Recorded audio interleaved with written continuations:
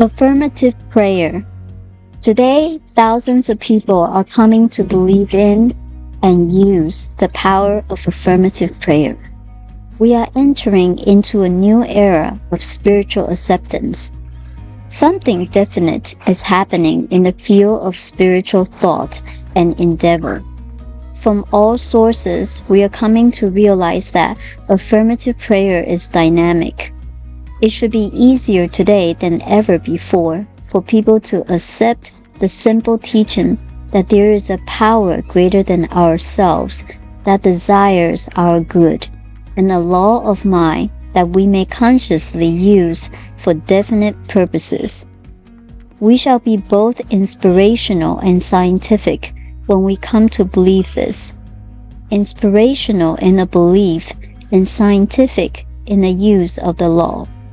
For while the belief is personal, the law is impersonal and acts upon our thought regardless of who we are. We should come to believe in the exactness of this law. We should use it definitely and consciously. This requirement applies in every science, and it applies equally to the science of mind, for we are not dealing with chaotic laws that may or may not respond to us.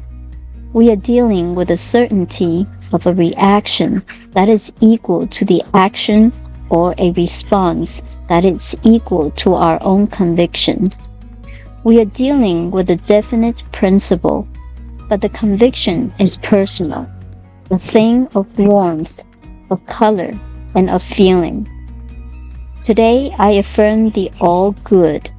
I know that my word, being acted upon by a power greater than I am, is sure to accomplish its purpose. Therefore, I find peace, joy, and inward tranquility in my own acceptance.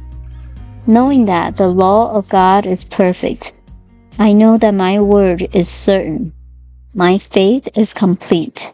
My affirmation cannot be denied.